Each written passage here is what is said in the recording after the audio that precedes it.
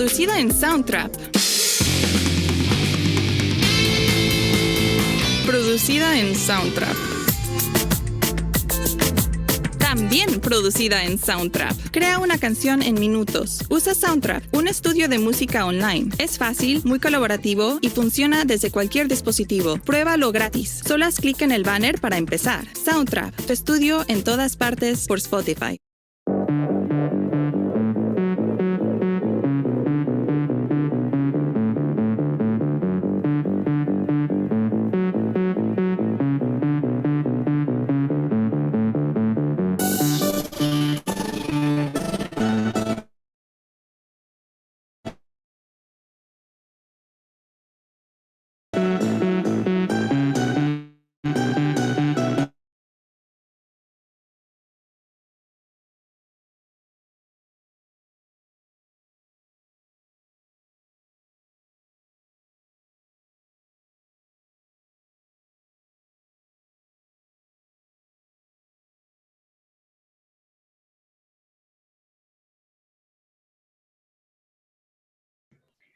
Chicos, chicas, muy buenos días. Damos inicio a nuestro día de hoy con la clase del curso de Historia del Perú con el profesor Miro Urbina. Ya tenemos al profesor con nosotros en sala. Saludemos todos por el chat, por favor. Profesor Miro, muy buenos días. ¿Puede dar inicio a su clase?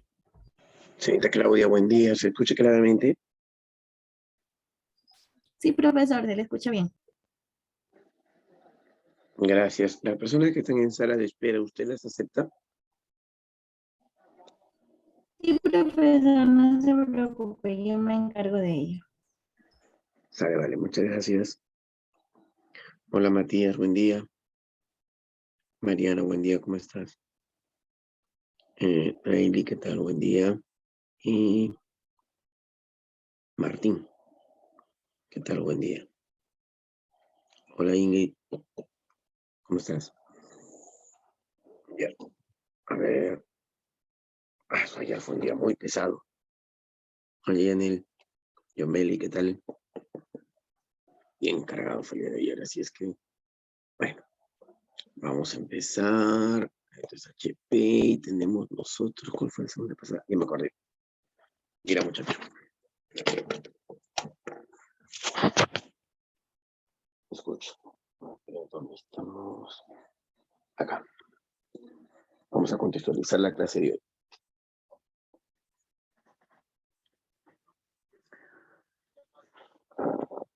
Yendo de lo general a lo particular. A ver, déjame ver esto ya. Se me sale chuecote. Mira, sabes que la línea de tiempo de la historia peruana, según Basadre, se divide en militarismo y civilismo, si ya lo recontra conoces.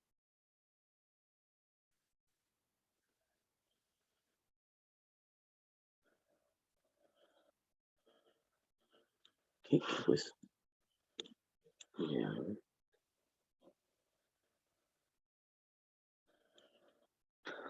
Muy bien. Un primer militarismo seguido de un primer civilismo. Breve, ¿no? Luego, un segundo militarismo seguido de un segundo civilismo previo a una transición. ¿Cierto? Ya. El segundo civilismo tiene dos etapas, dos periodos. La República Aristocrática y el Oncenio de Leguía. Mientras que después de la guerra con Chile, que recuerda fue el primer civilismo, que hay dos etapas, el gobierno del Partido Civil y la guerra del guano y el salitre, o sea, guerra con Chile. Tras la guerra con Chile se inicia el militarismo de derrota o segundo militarismo, que junto a la transición podemos llamar la reconstrucción nacional, ¿cierto?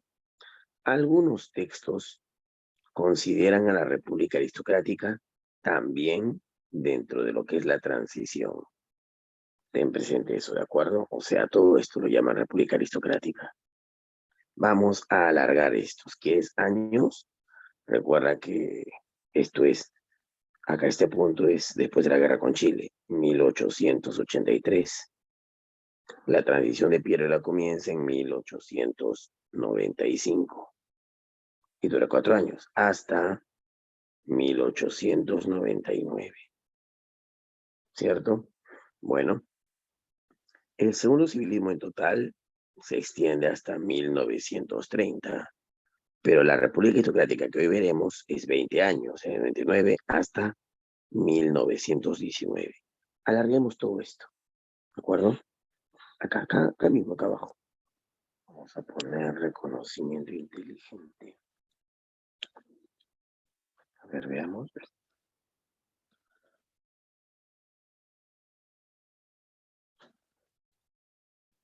Ya. Yeah.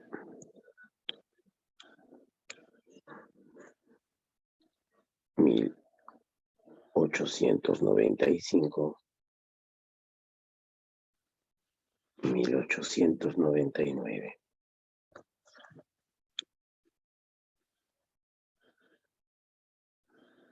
1919. 1930. Y acá vamos a poner 1939. Así, ya, mira. Esto es el segundo civilismo. Todo esto.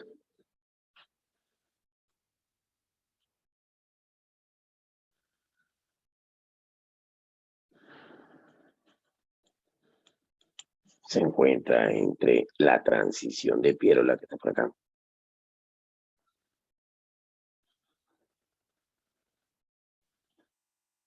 y el tercer militarismo. Está por acá. Eso lo veremos después. ¿Qué periodos comprende el segundo civilismo? Yo te dije la República Aristocrática,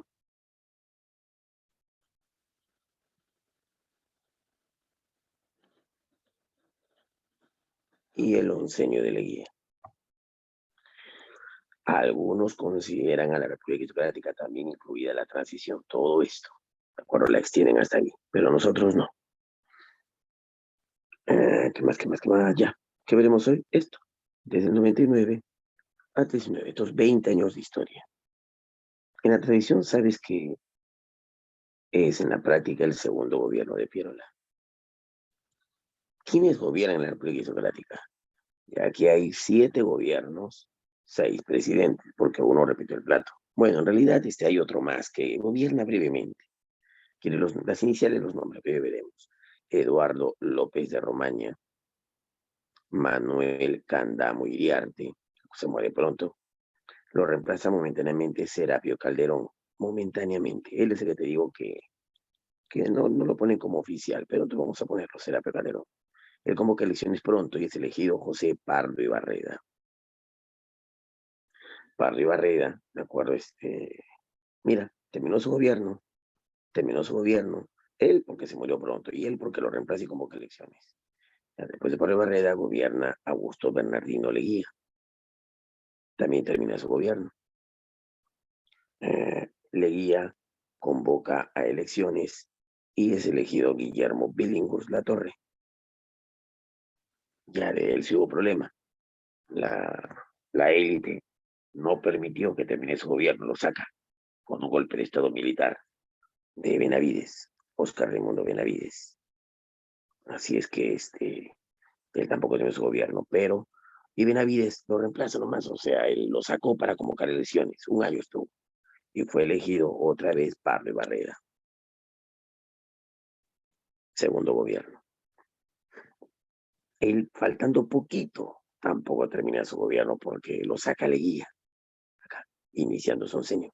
Aquí es el segundo gobierno de Augusto Leguía, tercer, vamos a ponerlo así, segundo, tercer y el breve, ¿no? Cuarto gobierno de Augusto Bernardino Leguía. ¿Listo?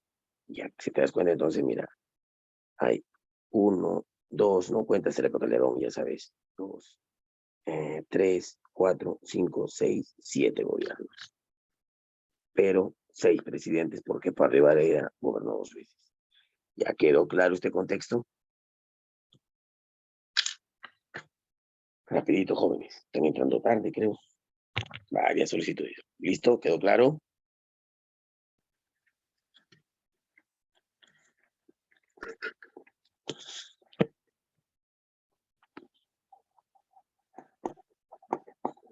Vamos, jóvenes.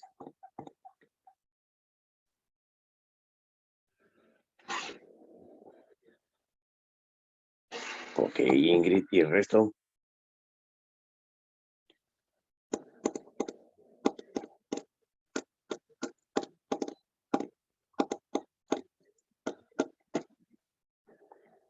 Bien, Rotelio, Estefano. Ok. Voy a borrar todo. Porque no solo se trata del contexto. Ya sabes, el contexto histórico, cronológico. Ahora hay que entender el trasfondo de esta referencia. Es todo un tema, es todo un periodo, toda una serie de características que el Perú vivió en esta época. ¿Sí? Ocurrieron cosas alucinantes aquí. ¿Quieres que te compare el periodo de la República Aristocrática con algo en Historia Universal? Ahí hubo un seminario. Se parece bastante el periodo de la República Aristocrática al que pasó México por casi esos mismos años. La República ya saben, ¿no? Desde 1899, o sea, inicios de siglo, hasta 1919. ¿Sabes qué pasó México desde 1910 a 1920? ¿De acuerdo? Su famosa revolución, la Revolución Mexicana. La realidad de México no era muy distinta a la realidad del Perú que vivía en ese entonces. Solo que aquí no hubo una revolución. Allá en México estalló de manera casi espontánea. Aquí no. ¿Cuál es la realidad del Perú en ese entonces? Uy, los sociólogos hacen una mina de conocimiento sobre este periodo. Uy, para analizar el Perú tiene diversos matices. Escucha bien. Para que entiendas la República Aristocrática y lo que pasó en este periodo, tienes que entender ahí qué se vivía, ¿de acuerdo? No hacía mucho ya que había acabado la guerra, pero en estos 20 años, extranjeros que venían al Perú así de visita, haciendo turismo, no podían creer lo que pasaba. ¿Qué ocurría? Recuerda que el extranjero en ese entonces que venía a hacer turismo, ¿de acuerdo? Básicamente venía a ciertas ciudades nada más. A Lima, pues era obvio que llegar a Lima por mar. Y no podían creer lo que pasaba en Lima. Lima era hermosa, Lima era bella en estos 20 años. Se embelleció Lima muy bien, al estilo europeo incluso. Los extranjeros se preguntaban, oye, yo vengo de Santiago. En Santiago, sí, es bonito, pero no tanto. En cambio, Lima está hermosa. Ustedes no perdieron una guerra. Tengo entendido que ustedes perdieron una guerra con Chile. Pero está al revés. Dime, qué hermosa comparada con Chile, y era cierto. Ya, o sea, se había envejecido mucho el plano urbano, sobre todo la capital. Pero el resto del Perú, que era el 90% del territorio, o sea, el campo, era rural. Y ahí esas zonas fueron literalmente olvidadas. La mayoría de la población, este es el territorio. Ahora, si hablamos de población, pues el 80% de la población, ¿de acuerdo? También fue olvidada. Clases medias que no existían por cuenta. El 80% eran campesinos en provincias y obreros. Pero el obrero, curioso, también, al igual que en México, también aquí empezaban a ser, de este 80% de población olvidada, el 70%, y el 65% eran campesinos, la mayor parte del Perú, y un 15% empezaban a ser obreros. ¿Quién es el obrero? Debe saber tú la diferencia, ¿no? ¿En qué se parecen que ambos son explotados y olvidados? Ahí tienes un campesino y ahí tienes un obrero. ¿Sabes las diferencias? Antes que yo te lo diga toditito, no quiero saber tu conclusión. También llevas economía y otras cosas, llevas universal también. A ver, dime la diferencia. Vamos, chancones.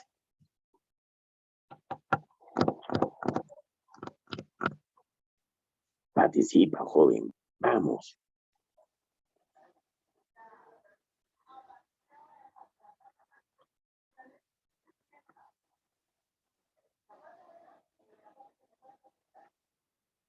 Ya.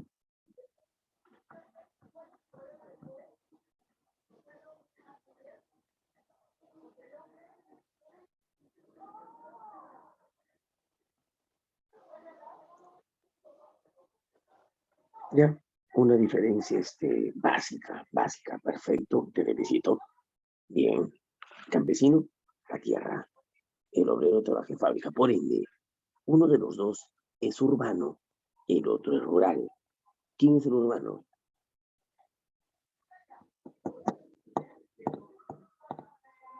Muy bien, Joseph. Va una. La hiciste. Va una. Diferencia básica. El obrero vive en la ciudad. El campesino vive en el campo. Y ahí eso les da diferencias notables en esa historia. Sí. ¿Quién de los dos, de acuerdo, es alfabeto? Sabe leer y escribir. El obrero. Y eso es vital. ¿Por qué? Porque recuerda, el obrero vive en la ciudad, donde también vive esta élite en esta época, ¿de acuerdo? Es decir, 1% es mucho. El 1% de la población estaba compuesta por ciertas familias. Esta época, la República Aristocrática, es una época donde el Perú es gobernado por un grupo de familias muy reducido. No eran más de 30 familias.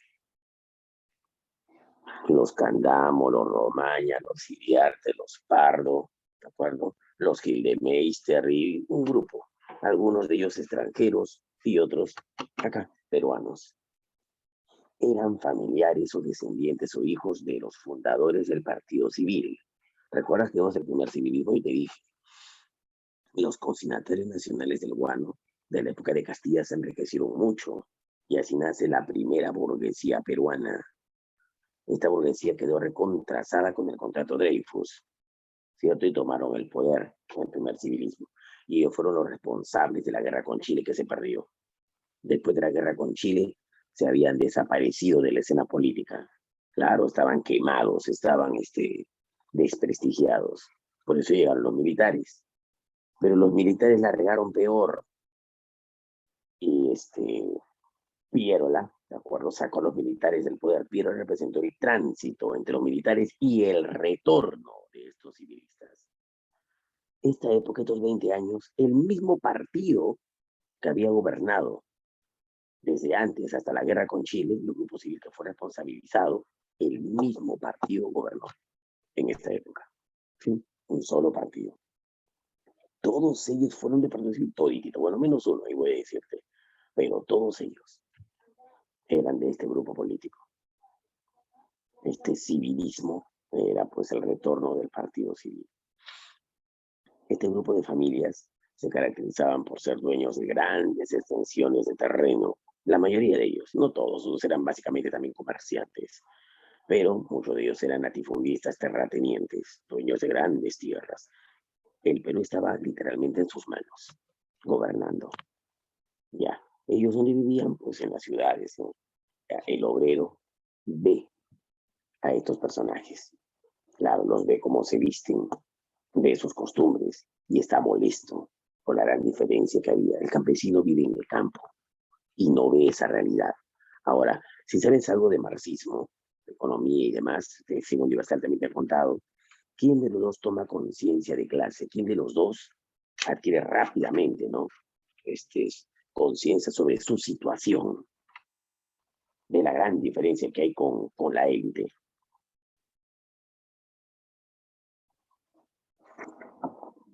Muy bien, Joseph dice el obrero. ¿Qué dice el resto?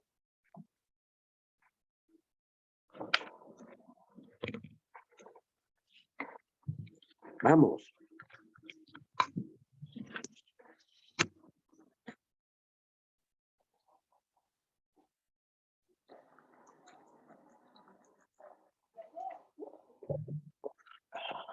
Vamos. ¿Qué dice el resto? ¿Solo Joseph está ahí enchufado, metido en la clase? ¿Quién de los dos tiene conciencia de clase? Toma conciencia sobre su situación y empieza a luchar por cambiar esa realidad. El obrero lo veo. Perfecto. Perfecto. ¿Sabe por qué en México hubo una revolución y aquí no? Porque el campesino también se hartó. Pero si no tiene conciencia de clase, el campesino en México era alfabeto, no, también era analfabeto. Pero ahí habían guerrilleros que los encabezaron. Pancho Villa, Emiliano Zapata, ¿de acuerdo? Álvaro Obregón, Pascual Orozco y otros más. Hubieron guerrilleros que los encabezaron acá. Sí, hubieron guerrilleros también, pero durante la guerra con Chile, con otros motivos, algunos fueron acallados. Ya te digo porque también estalló aquí la revolución. Estos dos recuerda que son la mayor parte de la población, pero son olvidados. La dirección del país la tenía este 1% de la población, los aristócratas. Pero ¿sabes qué eran en realidad? Eran oligarcas. Que, total, debe ser llamado este periodo la República Oligárquica. Sí, quizás. No, Sotelo. Imagino que Sotelo y Vilches son sus apellidos. O no sé cómo llamar. Vilches, de repente, ¿no? Ya, pero no. Ya, ok. Vilches no. No hubo una revolución aquí en el Perú. ¿Y eso por qué? Bueno, varias circunstancias. ¿Qué es la razón principal? Pues el peruano no está listo para una revolución. Hay que tomar conciencia de clase primero. Ya, profe, te decía, una república oligárquica. ¿Por qué? Porque esta élite que nos gobernaban eran oligarcas. No eran aristócratas, Basadre los llamó aristócratas. ¿Y se equivocó? Pues no, en realidad. Total, ¿eran oligarcas o aristócratas? Eran oligarcas, pero viviendo como aristócratas. ¿Sí quieren saber la diferencia? Un oligarca es poderoso con su billete. Su billete lo hace poderoso, es rico. En cambio, un aristócrata se siente poderoso por su linaje, por su familia, por su sangre azul. ¿Entiendes? Es terrateniente, latifundista. Se siente un señor feudal. Es un noble. Y ellos, por fin, el Perú no había nobleza, ¿no? Por constitución, acá no había nobleza. Esa vaina estaba prohibida, porque un noble se siente distinto al resto, ¿de acuerdo? Pues, pero igual, a ellos les llegaba. No tenían títulos nobles, pero vivían como aristócratas, te lo juro. Subiendo y bajando de ya, diría carruajes, pero ya aquí había carros para ellos. El carro estaba recontra caro. Y los primeros carros imitaban, se vinieron con Pierola, los primeros automóviles. Imitaban la forma de carruajes. Ellos vestían al estilo de un gentleman inglés, de un caballero inglés. ¿Sí? Con esas típicas costumbres, su jepín, su bastoncito y demás, frecuentando lugares recontra exclusivos. No se mezclaban con la chusma, ¿Entiendes? No se paseaban por ahí, por el campo, por la ciudad, en medio de las calles, van al mercado a comprarse una manzana. No, no. Ah, para que veas. Muy bien. Ya, entonces, esa era la situación que se vivía. Otra diferencia con por qué en México está ahí una revolución, porque habían ciertos grupos que no simpatizaban con la élite. Acá no, ellos fueron recontra vivos. Mira, durante el tiempo de la política escolática, estos aristócratas, ¿de acuerdo? Estos aristócratas familias tuvieron dos grandes aliados. Uno, el terrateniente provinciano. Te dije que la mayor parte de la población era campesina, vivía en el campo, en las provincias, en el lado rural. Lima, o sea, no vas a creer esto, ¿ah? Este es el Perú, y el Perú tiene departamentos. Lima es urbana, no, no, no, no, no. Este es el Perú y este es Lima, el departamento de Lima, pero ahí solo una pequeña parte es una ciudad, el resto es campo. En todos los departamentos, o sea, costa, sierra y selva, hay ciudades, pero son pequeñas, ¿no? Y el resto es campo. Esas son las verdaderas provincias. Tienes que verlo de esa forma. Ya. Este aristócrata vivía en las ciudades, pero tenía negocios en todo el Perú, sobre todo en la costa norte, la mayoría de estas familias. Pero tenían dos aliados, te dije. En el campo, o sea, en el lado rural, en las provincias, había terratenientes, vamos a llamarlos gamonales, así lo llamó Mariátegui más adelante. O sea, aquí eran latifundistas, ¿de acuerdo? Dueños de terrenos, hacendados, como quiera, pero el nombre de gamonales se los pondrá Mariátegui más adelante, pero eso eran gamonales, ya, hacendados, abundaban en la Sierra Sur sobre todo. Ellos explotaban al indio con un sistema llamado Yanaconaje, de eso te hablo luego, un sistema laboral. Así, lo mismo pasaba en México, pero la situación del indio mexicano, del campesino mexicano era peor, era contra peor. Acá también era fea. Este gamonal hacía que el indio trabaje para él gratis. Eso se llama servilismo. ¿Has llevado historia universal? Dime, ¿a qué se parece? Donde alguien es dueño de la tierra y el que vive ahí en su tierra tiene que trabajarla gratis para él. ¿A qué se parece? ¿A qué dijiste? Perdón. Estaba dibujando y no vi tu respuesta. Claro, Matías, ¿no? Es el feudalismo. Mariette eso dijo que el gamonalismo era un sistema feudal en pleno siglo XX, un sistema feudal en el Perú, en el campo. Eso sí vivía. Ese servilismo, de acuerdo, en el Perú tiene nombre. Esta práctica que ellos hacían a su señor feudal, a su gamonal, se llama yanaconaje. Ah, la profe, qué feo. Sí. De eso se encargaba. Su alianza con él era esto, que él se encargue de las provincias. El aristócrata que gobernaba Lima, gobernaba el Perú, ¿de acuerdo? Todo el país, en teoría, eran presidentes. Su trato con el gamonal fue, ya sabe, compadre, en provincia no quiero protestas, no quiero revoluciones tipo la mexicana, no quiero nada. Tú te encargas, tú serás todo en provincia. Y él era todo en provincia, él era el poder ejecutivo, legislativo, judicial. El aristócrata brilló por su ausencia en el grado rural. Nunca visitaron el campo. Hubo un presidente que visitó las provincias, pero las ciudades, iba a las ciudades. El campo le llegaron al salir. ¿Crees que fundaron escuelas en el campo, en el lado rural? ¿Crees que hicieron obra pública en el campo? No. En algunas ciudades de provincias hicieron obras, algunos colegios, continuando la política civilista, pero en el lado rural se olvidaron del indio. A la profe. Muy bien, el gamonal. Profe, pero ¿cómo controlaba la población si es que esta quería protestar? ¿Hubieron pequeños focos de protesta al menos? Sí, se hubieron. Pero además se encargaba. ¿Cómo? Tenía sus matones. Solamente cometían y abuso haciendo que los niños trabajen para que el Yanaconaje funcione. Él tiene que ser dueño de las tierras. Y eso hacía. Poco a poco iba apoderándose de las tierras del indio. Pero ¿cómo puede ser? ¿Sabes qué método usaron para apropiarse las tierras? Fue alucinante el método. Un método legal, ¿ah? O sea que en la Constitución no se le impide. ¿Cuál, profe? El indio en ese entonces en la sierra tenía una forma de propiedad que no estaba reconocida en la Constitución. Así que forma de propiedad. A ver, espérate, deja primero ver cómo está acá esto. A ver, estaba conectado con datos. Ya.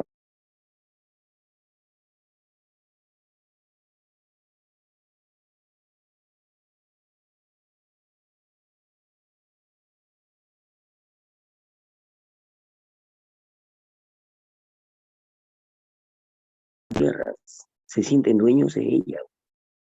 Trabajan ahí todos de manera comunitaria. Las tierras son grandes, pero todas las trabajan, tienen sus parcelas, pero todo el mundo siembra y cosecha y se apoya mutuamente. Tienen áreas que son bosques, áreas que son pastizales, áreas para sembrar, áreas donde viven. Todo trabaja la tierra. Viene un gamonal, ¿no? Campesino, veo que estas tierras acá hay algunos pastos y voy a comprarlas. Dime, ¿a quién le pertenece? Quiero comprar estas tierras. Ese es mi interés, ¿de acuerdo? La Constitución señala propiedad privada, así que quiero saber, quiero comprar, hay derecho de compra y venta. Y ellos, ah, no señor, estas tierras son de todos. Como que de todos. No, pero quiero saber quién es el dueño, que un título o algo, que me quiero comprarle. No, la tierra, este de aquí es de todos. Toda la tierra que está acá es de todos, le pertenece a todos. Todos somos dueños de toda la tierra. Por eso no puede ser posible, ¿de acuerdo? Eso decía el Manuel. Y era cierto, porque esta forma de propiedad la Constitución no la reconocía. En la Constitución del Perú, imitando, ya sabes, pues las constituciones fueron hechas imitando qué cosa, imitando constituciones de otros, dime, de otros, ¿no sabes? De otras constituciones, de otros países. La primera imitando la constitución de Estados Unidos. De ahí la francesa y ciertas leyes de otros países donde se reconoce la propiedad privada. Ese floro leyeron y también acá lo reconocieron. Pero en el campo no había esa realidad. Habían propiedades que eran comunitarias, pero no se reconocían. Así que, ¿qué hacía el gabonal? Bueno, si no es de nadie, es mía, entonces se apropiaba. ¿Qué te parece? Hacía un juicio ante un juez, al cual sobornaba de repente. Y el juez decía, bueno, no hay documento que pruebe, esta tierra no es de nadie, el señor tal, el Estado le vende la tierra. Y listo, ya era dueño. Obvio que la comunidad trataba de reclamarlo de nuestra tierra, pero él contrataba a sus matones. Y, adivina, esos matones tenían pues un documento, una orden del juez para apropiarse esa tierra. Y el juez había declarado que era suya, así que legalmente le pertenecía, así que no estaba haciendo en teoría nada malo. Con este sistema se fueron apropiando de un montón de tierras de los campesinos. Pero él se sentía, bueno, ya, campesino, no te voy a dejar sin tierra. ¿Quieres trabajar en estas tierras? Son mías. Pero si quieres trabajarlas para mantenerte, me tienes que dar una cuota de trabajo y una parte de tu cosecha. ¿Te das cuenta? Se sentían como señores feudales. Eso era el gamonalismo. ¿Qué te parece? Dame tu opinión.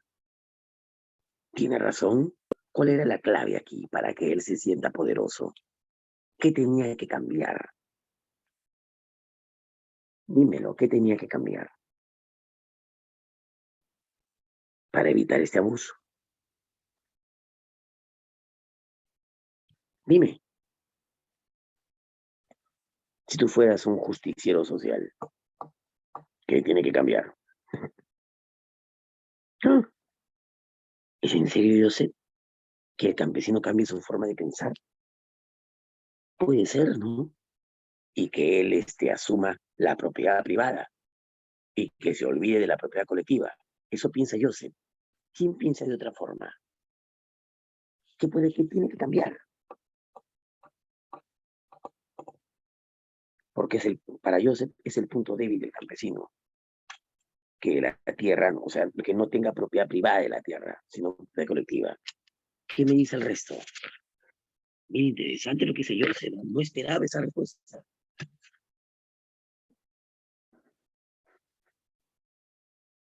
¿Qué dice alguien? ¿Alguien más? Vilches dice conocer sus derechos. Conocer. O sea, ¿qué derechos tiene? Si los derechos que uno tiene están en la Constitución.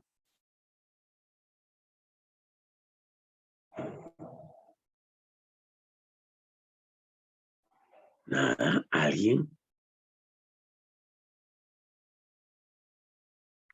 ¿Cambiar la Constitución para qué? ¿Para qué? ¿Qué tiene que decir esa nueva Constitución?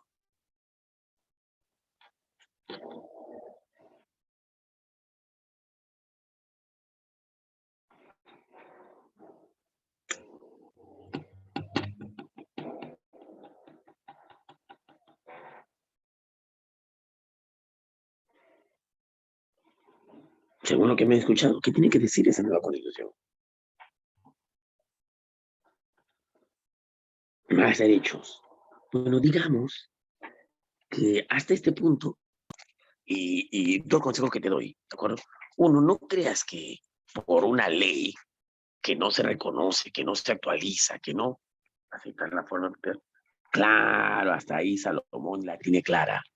Lo que hay que reconocer en él, no hay por qué cambiar la Constitución, si se puede modificarla por una o dos leyes que hay que cambiar. No hay que modificar toda la Constitución, es lo que algunos hoy día quieren, ¿no? Nueva Constitución. Qué estupidez. Si tiene algunos puntos débiles, ¿por qué hay que cambiarle todo? Y no solamente reemplazar algunas leyes o actualizarla. Hacer un estudio previo de qué aspectos hay que cambiar, ¿no? Obvio.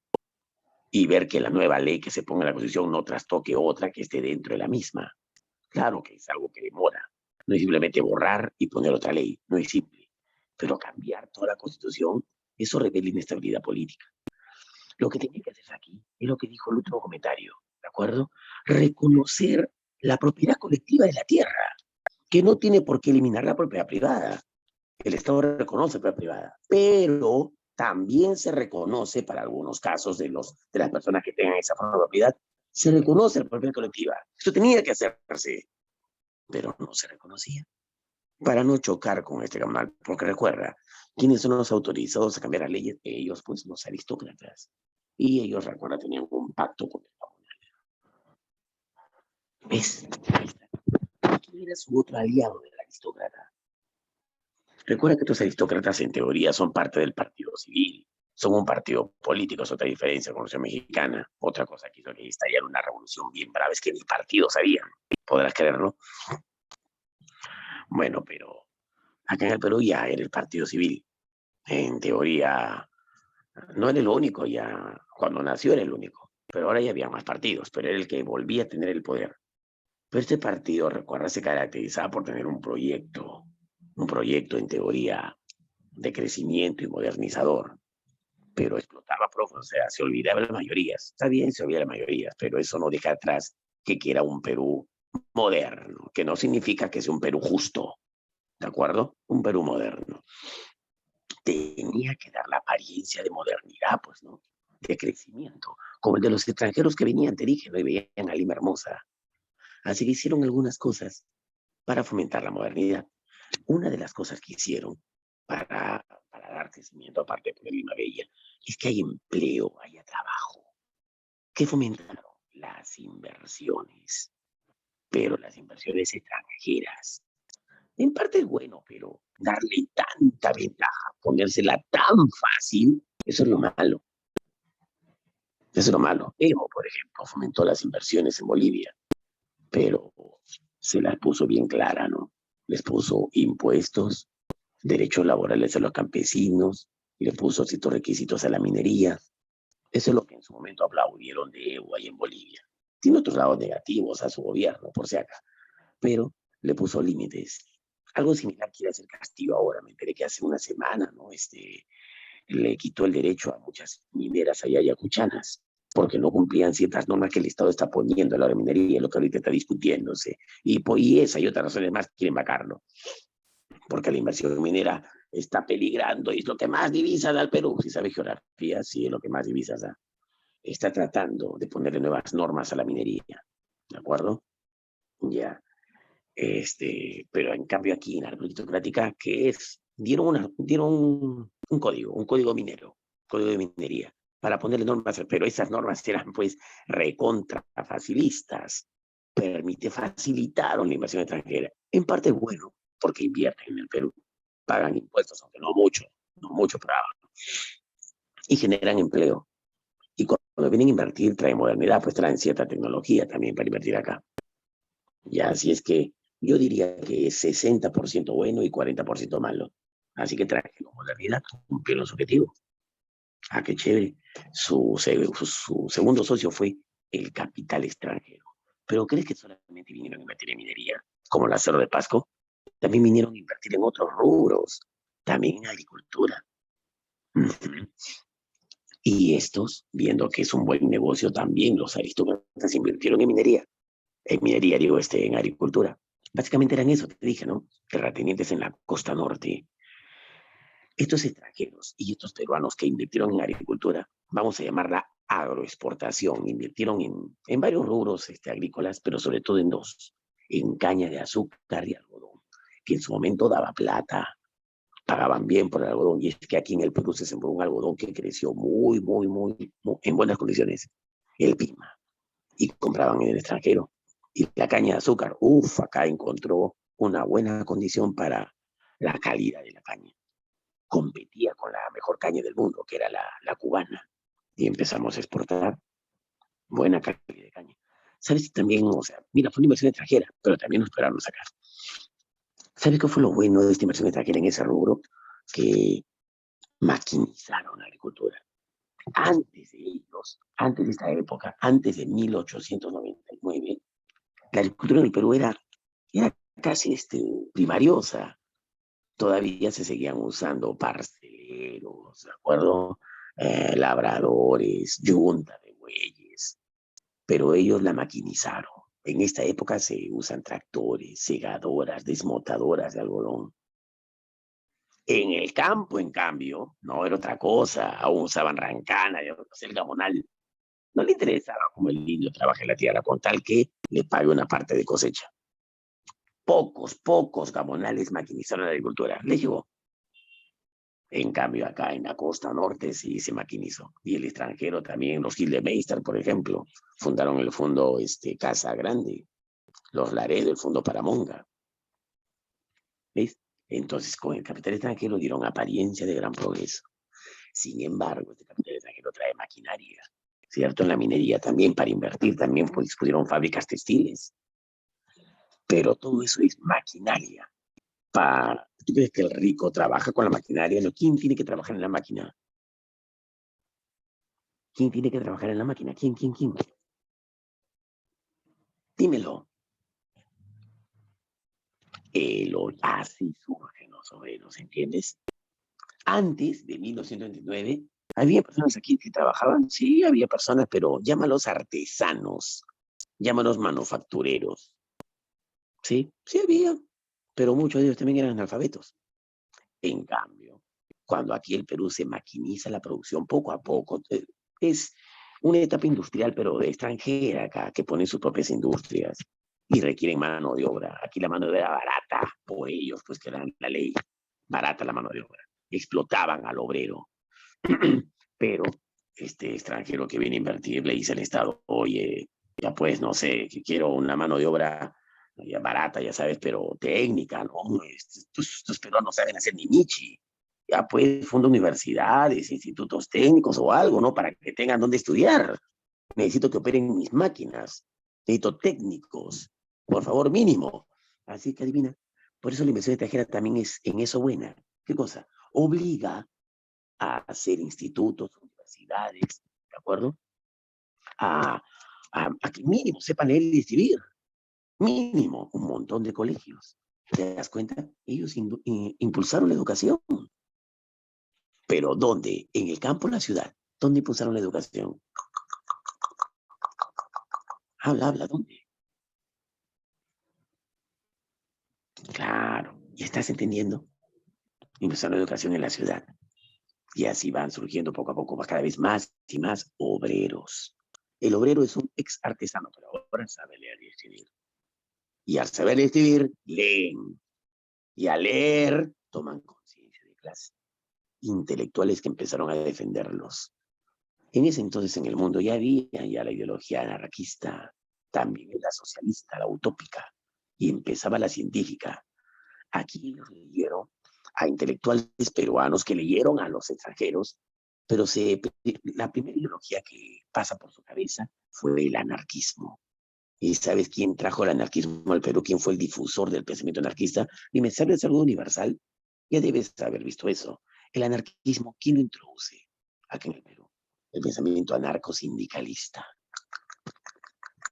Nadie sabe. Manuel González Prada. Ese pensamiento influyó en su mente. ¿Sabes qué es el anarquismo? ¿No? Que no quiere que el Estado exista como tal. Bueno, a lo que voy es que eso tenían en la cabeza y lucharon por sus derechos. Las primeras luchas obreras son de esta época. Sí, exigían derechos como las 8 horas, salario dominical, descanso, ¿no? Sí, ley de accidente de trabajo y otras cosas. Otra diferencia con los mexicanos es que ahí exigieron muchas más cosas, muchas más cosas. Y esa revolución provocó la Constitución de 1917. Sí. Bueno, muchachos, ese es el panorama. Es el, más que panorama, es el trasfondo de esta historia. ¿Se entendió? Vamos, jóvenes, ¿se entendió? Sí, ¿no? Fácil, ¿cierto? Facilito. Ahora vamos a ver los datos que hicieron en cada gobierno, qué inversiones se dieron, cómo invirtieron, qué educación, qué huelgas, protestas se dieron en cada gobierno. Otra cosa también que pasó aquí, problemas limítrofes también se dieron, ¿no? Con qué países, qué tratados se firmaron, etcétera, etcétera. ¿La viste clara? ¿Sí o no? Entonces vamos entonces con los datos. Ponemos todo eso, compartir, pantallita. Todo eso está en nuestra diapositiva, como sabes. Muy bien. Vamos a ver, vamos a ver, vamos a ver.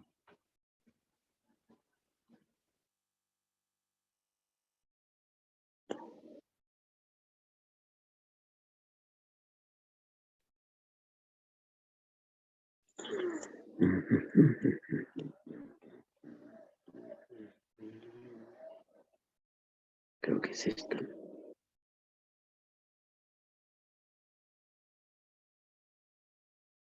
Sí, esta es. Empecemos. ¿Qué pasó? ¿Por qué no avanza?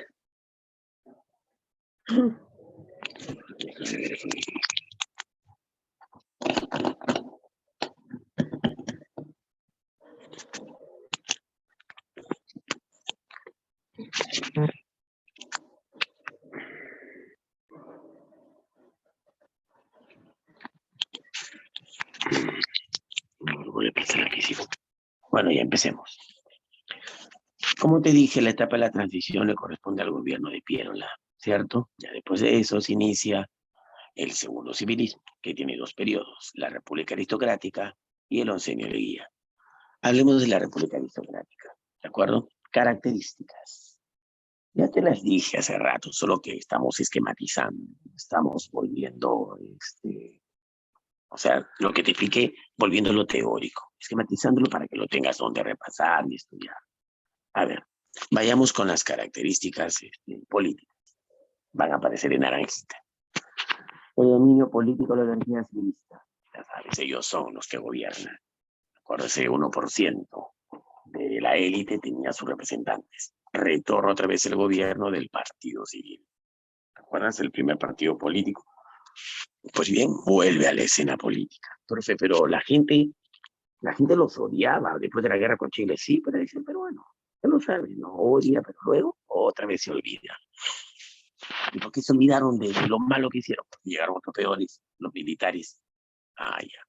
Mira, y ahí está, pues. Este personaje que ves ahí representa esta élite. Y como te dije, ellos gobernaron en alianza con otros sectores. ¿Quién es ese personaje? Este rico hacendado terrateniente tiene un nombre. Ponte tu audio, ¿ah? ¿Quién me dice? Pon ese audio. ¿Quién es él? El rico hacendado terrateniente de la Sierra. Era su primer aliado, ¿cierto? Dime, ¿quién es él? Tiene un nombre. Marete se lo puso. ¿Quién es él? Ponte tu audio y dilo. Vamos para avanzar, si no, no acabamos. Quiero saber si han estado atentos a lo que expliqué hace rato.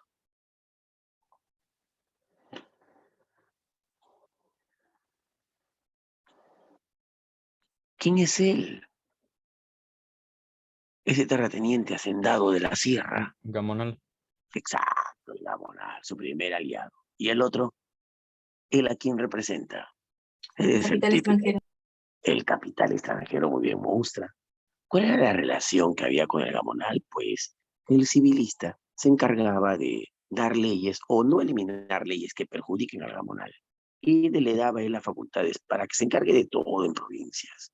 Él era el poder ejecutivo, legislativo, judicial en provincias, ¿no? Claro, tenía sus matones, no, nadie se metía con él. La idea era que él y su trato, ¿no? Su parte de él era evitar rebeliones en provincias. Y claro que las evitó. Ejemplo, la rebelión de Rumimaki, una rebelión que hubo en Puno. Los gamonales la sofocaron. A la profe. Se ve en esta época la rebelión de Rumimaki. ¿Y cuál era su pacto con el capital extranjero? Pues los extranjeros tenían que venir a invertir. Claro, traer tecnología, la apariencia de progreso, generar empleo. Qué chévere. Y pagar algunos impuestos, ¿no? Obvio. Muy pocos lo facilitaron. Le dijeron se la pusieron fácil al capital extranjero. Pero el extranjero también quería lo suyo. ¿Qué es lo suyo? Leyes que lo beneficien, que no, que permitan, que lo incentiven a invertir y que no se metan con ellos y que también permitan pues tener gran riqueza, ¿no? Ser dueño de los recursos del Estado, básicamente. Y sí, el Estado cumplió y sí que funcionó el sistema. A la profe. Otra carillita política. Oposición política interior partidaria. ¿Crees que no hubo gente que se opuso de esta forma? Hubieron otros partidos. El partido demócrata de Pierola, en cierta forma se les opuso también. Hubo una rebelión pierolista, ya vas a ver, dirigida por los mismos, el hermano y el tío de Nicolás de Pierola. También Francisco Durán, otro político. Él era Divina, un gamonal del norte que se opuso a cierta inversión extranjera, como que no estuvo de acuerdo del todo con los gobiernos de estos aristócratas. Fundaron intelectuales también de esta época que empezaron a defender poco a poco al indio. Y como Flora Tristán, ¿de acuerdo? Iniciaba sus pininos Clorinda Mato de Turner, también de esta época. Ya. Ahora en lo económico. Mira, característica, formación de enclaves económicos extranjeros, claro que invirtieron, ¿no? En agro y minería. También otros rubros, ¿de acuerdo? Pero básicamente fueron los más importantes.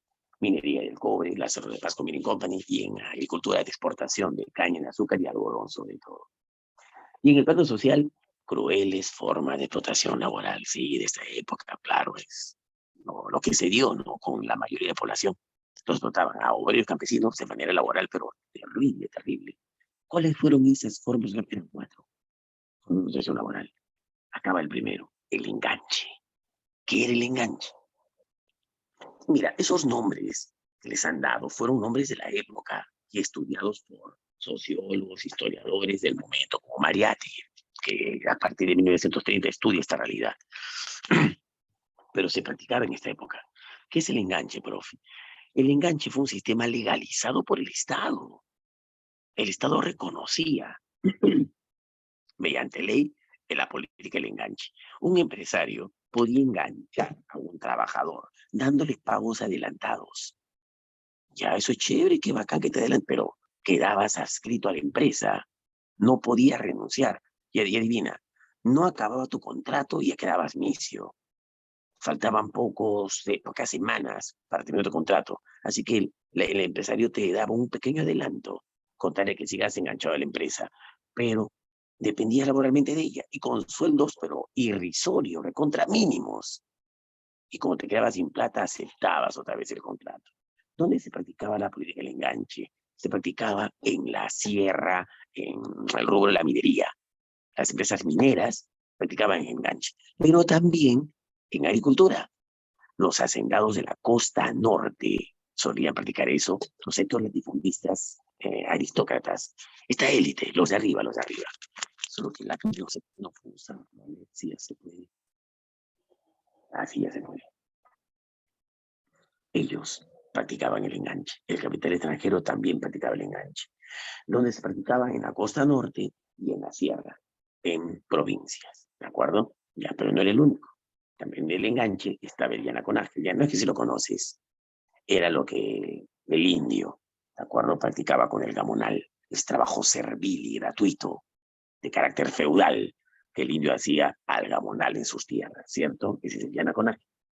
El otro era la correría. Ese era el peor de todos. Era para llorar. Y eso, profe, sacando caucho. Y es que en esta época, recuerda, se vivían los efectos de la segunda revolución industrial. Estos también vinieron a invertir en caucho y algunos peruanos también. Carlos Isaías, Fermín Fiscarral, Mesones Muro, ¿de acuerdo? Invertían en la selva peruana, había harta plata en el caucho. Y eso desde Piérola. Acá se continuó con la política cauchera. Pero no hay mano de obra. Hoy en la selva, mira, con el desarrollo que hay, las carreteras que a veces llegan hasta ahí, los aeródromos y demás, la selva sigue siendo la región menos poblada del Perú. Pero al menos hay algo. En esa época casi nada. ¡Ay! ¡Ay! Perdón. Ya. La población era mínima. Los únicos que habían eran poblaciones pues nativas, ¿no? Chipigos, conigos, achánicas, boras, aguarunas. Ellos pagaron pato. Literalmente los esclavizaron. Mira, les daban solo su comida y le ponían grilletes en el cuerpo y los amarraban, ¿de acuerdo? Para que no escapen, o los amarraban al mismo árbol hasta que acaben su cuota de caucho. Algunos países demandaron eso de manera internacional. Empresarios denunciaron al Perú lo que estaba haciendo, a empresarios peruanos y lo que pasaba en Perú. Colombia, por ejemplo, pero ¿crees que lo hacía por amor al indio? Lo hacía para quitarnos también territorios, argumentando que era suyo. El hecho es que todo fue de conocimiento internacional, la correría. El Estado, en cierta manera, llegó a prohibirlo, pero se siguió practicando en la selva. Ya. ¿Te recuerdas qué fue el enganche? Ya adivina, el enganche era pues a un trabajador de adelanto. Ya. El enganche en la selva, ¿va? Porque también a la selva fueron pues, ahí necesitaban algunos técnicos, no solamente algunos indios que saquen caucho. El caucho había que procesarlo, había que echarle aditamentos y para poder envasarlo y exportarlo. Así que necesitaban algunos técnicos. Esos técnicos que fueron a la selva también los enganchaban.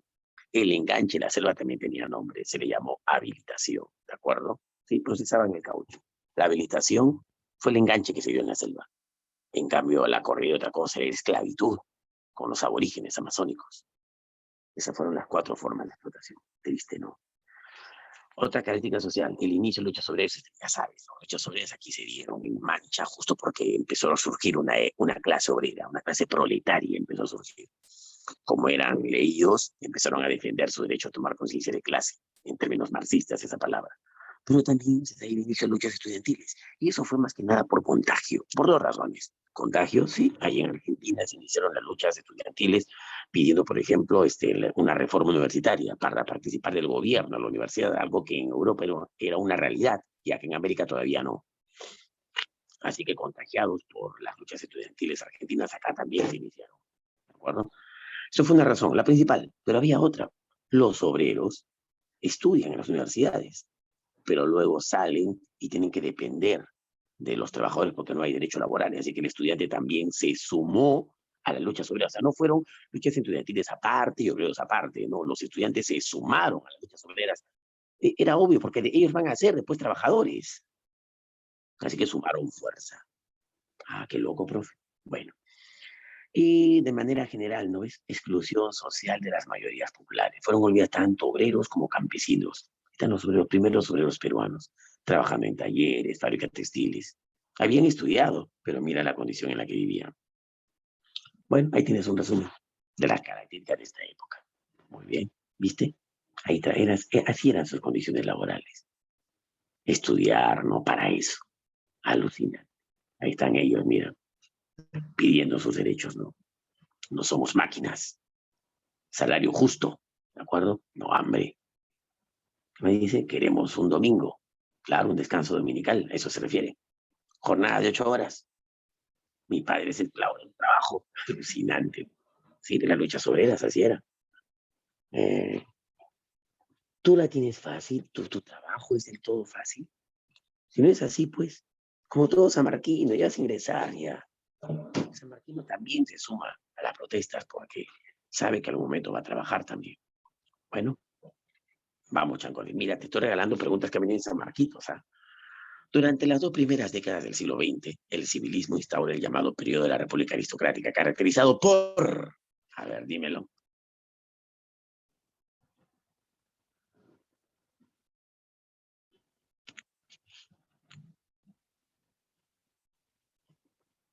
Vamos.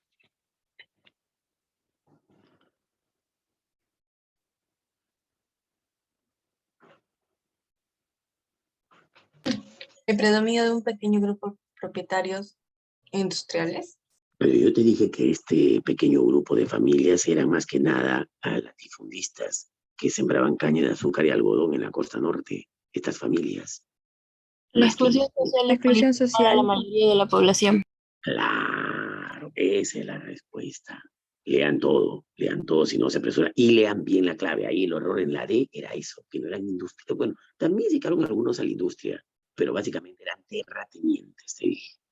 Vamos, la economía a inicio del siglo XX se caracterizó por inicio del siglo XX, tienes que saber contexto histórico. Ya ves, mira, para responder esa pregunta debes saber tu línea de tiempo en la cabeza. Inicio del siglo XX es república aristocrática. Se caracterizó por, vamos,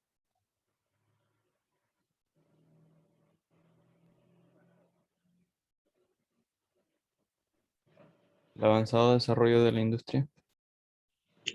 acá el Perú tiene un alto desarrollo industrial. No, empieza, ¿no? Una actividad industrial, pero reducida, solamente en algunas ciudades, te dije.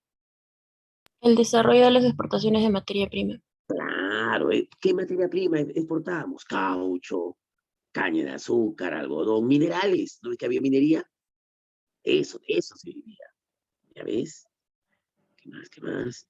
Señala la afirmación correcta sobre la República Aristocrática. A ver, Chancones.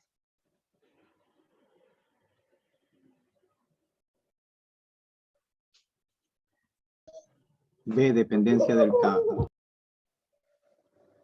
A ver, dedicado a la producción del mercado interno, no. Dependencia del capital británico, es cierto, se dependía. Permite la preservación, no permite existencia de un solo partido político oligárquico. No solo hay un partido, también hay otros, te dije. Sí, tiene razón, beso.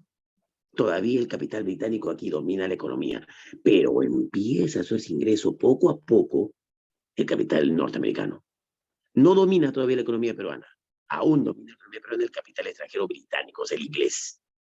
Pero ya en el siguiente periodo que viene la clase, que es el oncenio de la IA, ahí ya el capital norteamericano va desplazando ya. Y lo desplaza completamente, ya domina la economía peruana. Eso fue en el oncenio. Acá hace su ingreso el capital norteamericano, empieza a entrar. Pero sigue dominando la economía peruana el capital inglés. Muy bien, ahora vayamos a los gobiernos de este periodo. Empezamos con Eduardo López de Romaña. Gobernó en el 99, como ves, acabó su periodo de gobierno. ¿Listo? Vamos a ver sus obras. Exploración amazónica. Amazónica, claro, en la Amazonía se inicia por la exploración. Bueno, más que se inicia, se continúa, porque se inició con Piérola, ¿de acuerdo? Exploración en el caso de personajes peruanos como Carlos Isaías, Fermín Fiscarral, Mesones Muro, ¿de acuerdo? Pedro Portillo y otros más. Y también a su ingreso una empresa norteamericana a explotar las minas de Cerro de Pasco, la Cerro de Pasco Mining Company se llamó. Mira, ahí está. La mina de Cerro de Pasco ya es más grande, ¿no? Pero así se iniciaban. Lo caso. Los ricos, miembros aristócratas, para dominar también el pensamiento y controlar aquí a la población, fundaron su propio periódico. Para, más que nada los que sabían leer, ¿no? Para fomentar, dar propaganda de sus obras, de su buen gobierno. Algo así como hoy día es el diario Comercio, ¿no? El diario que otros diarios son proligárquicos, el diario Gestión y otros más. Ya, fundan el diario La Prensa. Pedro de Osma es el fundador del diario La Prensa, un diario proligárquico. Recuerdo que defendía, hablaba bien de la oligarquía, pero no crea que era pateo, qué bien, qué bonitos son, qué buenos, son lo máximo. No, o sea, hablaba de sus obras, de cómo el Perú crecía, la inversión, la Cerro de Pasco Mining Company, de los impuestos que ha pagado, de los empleos que se han generado, en cifras económicas y demás, ¿entiendes? Pero es pro-oligárquico. No habla de las protestas, ¿qué iba a hablar del gamonalismo? ¿Qué iba a hablar de los bajos salarios? No hablaba de eso. Ya. Romaña promulgó un código de aguas y minería, justamente, código de minería para fomentar la inversión minera. Defendía las inversiones extranjeras. O sea, no daba derechos laborales y demás. Y el código de aguas para beneficiarse de ellos. ¿No ves que son terratenientes, agroexportadores en la costa norte? En la costa norte, vamos a hacer un pequeño dibujito. A ver, Tumbes, Piura. Ya. En toda esta región tenían hartos campos agrícolas, pero no solamente ellos, pues también habían pues, pequeños propietarios, medianos propietarios, que tenían sus parcelitas. Tú sabes por geografía que en la costa, pues de norte a sur, solo hay entre 54 a 62 ríos. ¿Por qué? ¿Cómo es 54? No hay un número exacto, es que algunos se secan, ¿cierto? 25 de ellos se secan durante el invierno, son arroyos, ¿cierto? Así es que el agua es lo que más escasea. Ya, el problema es, pues, ¿quién tiene acceso al agua? Ellos quieren asegurarse con todo el agua para sus tierras. Hay algunos pequeños propietarios que tienen sus tierras en las partes más altas. Ellos son los primeros porque tenían acceso al agua. Así que los campos agrícolas de ellos que estaban en las partes bajas, en el valle, es como que se quedaban sin agua al final. Así que promulgan un código de aguas. ¿Qué decía ese código de aguas? Algo que parece justo. Como te digo, ¿ves? Ellos usaron la ley, la constitución, para beneficiarse. Con el código de aguas dieron esta ley. Tienen primero derecho al agua los que más tierra tienen. Parece justo, ¿no? Tienes más tierras, pues el agua, debes tener más derecho al agua que llega, que es escasa. Tienes menos tierras, menos agua. Ya, pero quienes tenían más tierras que ellos, pues los terratenientes, estos aristócratas. Así es que, por más que sus tierras estén en el curso superior del río, tenían que esperar que ellos abastezcan de agua para que ellos recién tengan su agüita. Construyeron reservorios, ¿de acuerdo? Obras de irrigación para beneficiarse. ¿Te das cuenta? O sea, usaron la ley a su antojo. Consolidación del patrón oro. Piérola, el gobierno anterior, la transición, había creado la libra peruana de oro, que empezó a usarse. Acá con uno se consolida. Sí, fue una moneda fuerte, estable. Le dio cierta estabilidad económica. Tenía el mismo valor de la libra esterlina inglesa. Rompimiento de relaciones diplomáticas con Chile. Sí, eso fue también triste en su gobierno. ¿Qué pasó? Mira. ¿Qué es eso? Pero puse no molestar, estoy seguro. Déjame ver. Ah, no, no puse. Ya. Ahora sí. Ya que estaba. ¿Cómo sucedió eso? Dime, ¿cuándo fue el Tratado de Ancón? 1883, ¿sí o no? Ahí se establecía que 10 años después se haría un plebiscito. Eso fue en 1893, cuando gobernaba Remigio Morales Bermúdez durante el segundo militarismo. Pero los chilenos no hicieron el plebiscito, argumentando que el Perú no tenía los 10 millones de pesos para asegurar la realización del plebiscito, que era la garantía para el pago.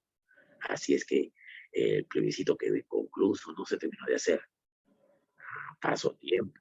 Piérola, ¿de acuerdo?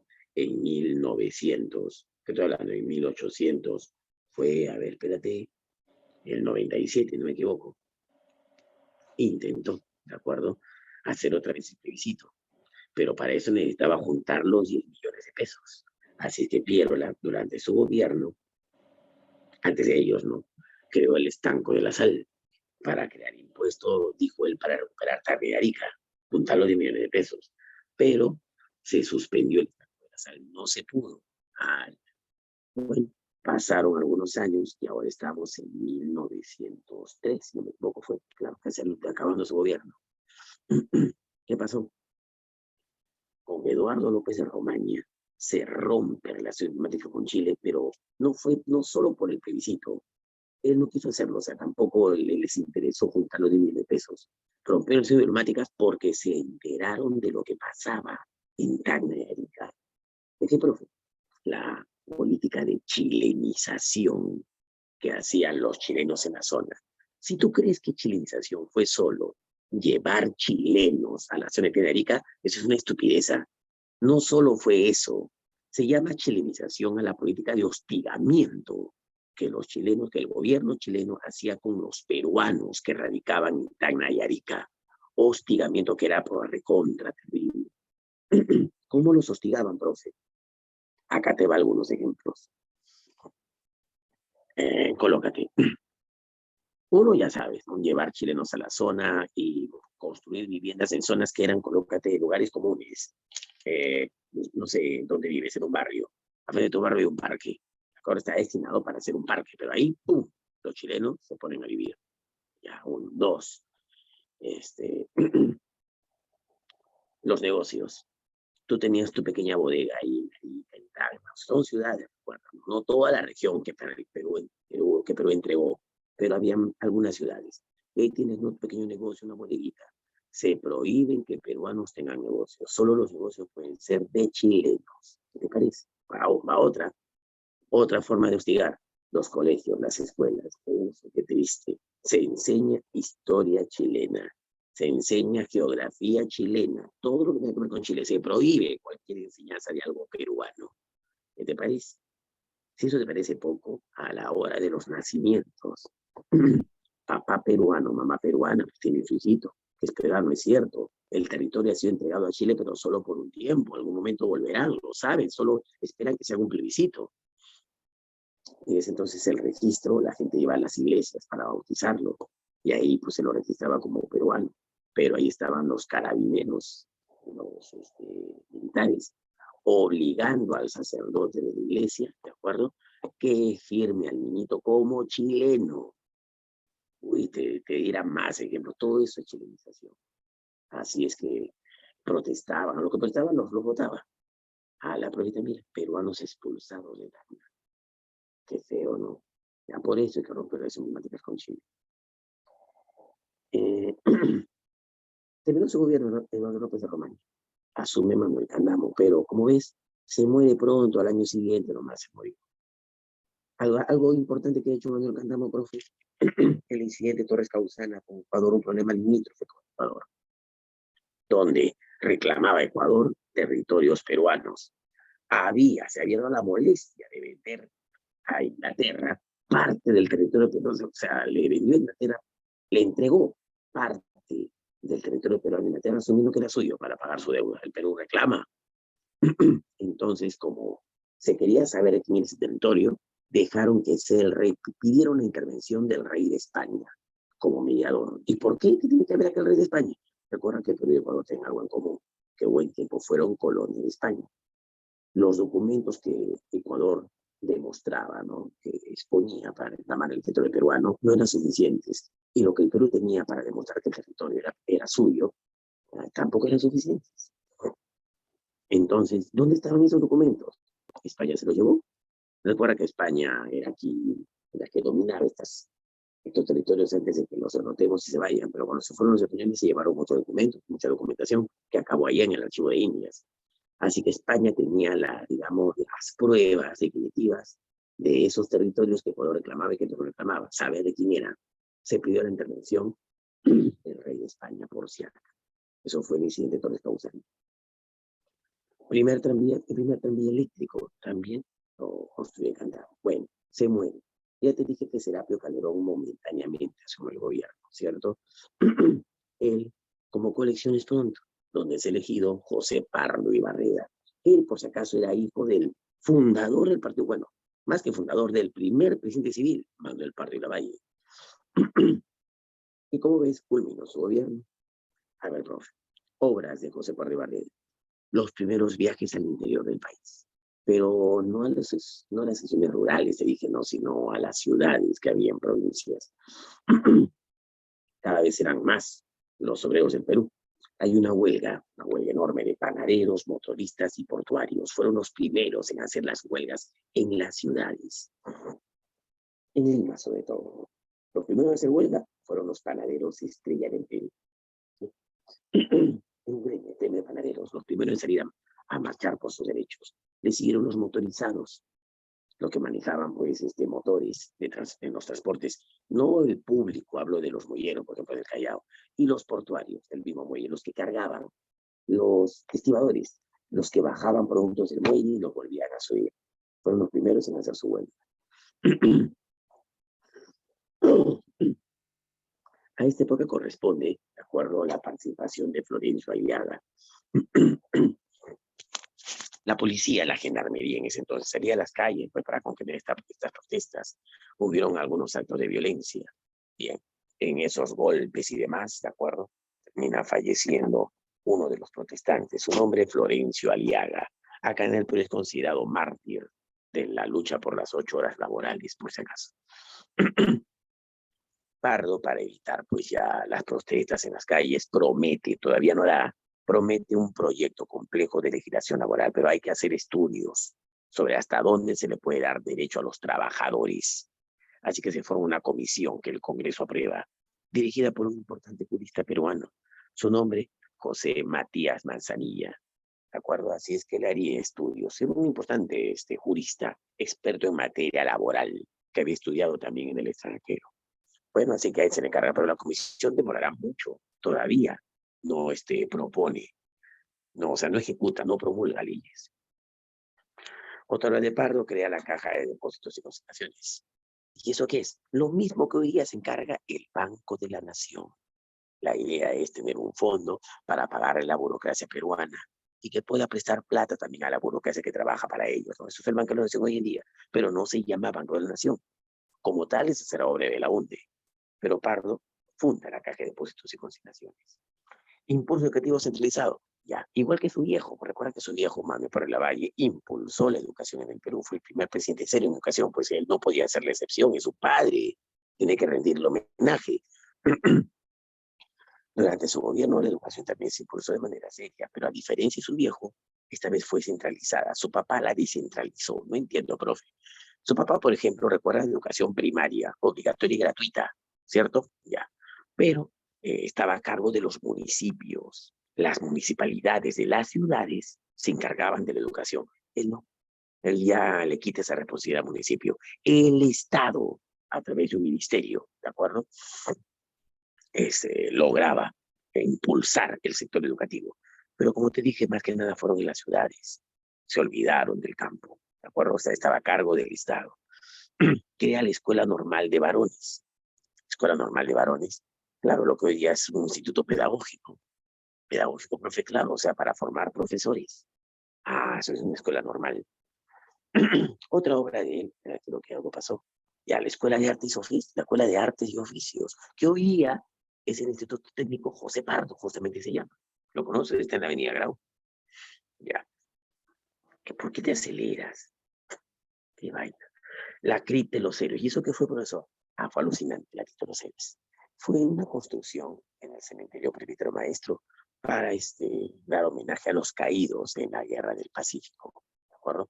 Se habían cumplido, déjame ver, en 1969, se cumplían 30 años, si no me equivoco, claro, de la Guerra del Pacífico. Y se quiso rendir homenaje. Chile se entera, ya vas a ver lo que pasa más adelante.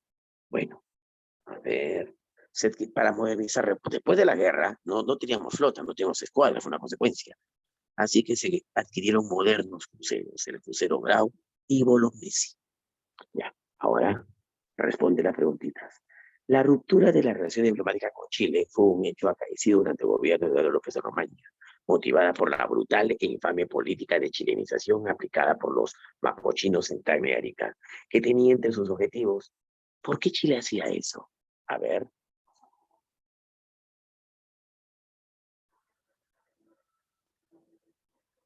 ¿Qué crees? ¿Por qué votar a los peruanos ahí? Porque terminaban votando.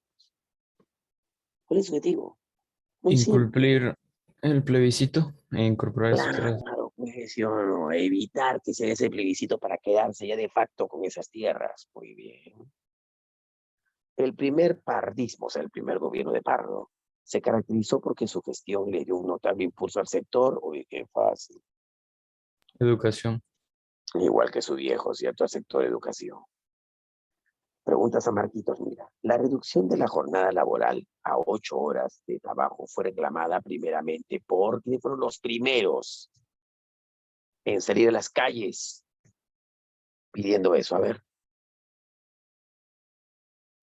La Sociedad de Panaderos Estrella. Los panaderos estrella del Perú, ¿sí o no? Muy bien, Chancones, muy bien. Presidente de la República durante los años 1899 a 1903. Durante su gobierno se hizo exploraciones de la selva, dio amplio goce de libertades públicas, continuó la obra de recuperación económica y recuperación nacional, fue el primer presidente del siglo XX. ¿Quién fue? Eduardo López de Romaña. Cole Eduardo López de Romaña, perfecto. Mira la hora que aparece el crucero Grau y Bolognesi. Qué raro, yo lo puse para aparecer en su momento. ¿Qué aparece recién? Bueno, ya está. Continuemos con más gobiernos. Leguía. Cuando Pardo y Lavalle convoca elecciones, Leguía se quedó. ¿Pero quién era Leguía? No era un desconocido en política. Había sido ministro de Hacienda, o sea, de Economía, del gobierno de Pardo. Y adivina, los civilistas, el partido civil lo invitó a ser parte de su partido porque había tenido cierto protagonismo en el gobierno de Pardo como ministro. Había hecho bien las cosas. No era un arribista. Había estudiado en Chile. Era peruano, pero su padre fue a Chile buscando oportunidades y estudió ni siquiera una universidad. Fue un colegio económico el que había en Chile. Así que fue un notable contador y también sabía teoría económica. Vino que al Perú de joven, participó en la guerra del Guano y el Salitre, defendiendo la capital, por si acaso, de cual él decía sentirse muy orgulloso. Bueno, y como sabía economía, se metió en importantes negocios trabajando con banqueros. ¿Sabes a quién me recuerda? A Toledo, cuando fue allá a Estados Unidos, becado en Harvard. Bueno, trabajó para importantes banqueros y hizo fortuna.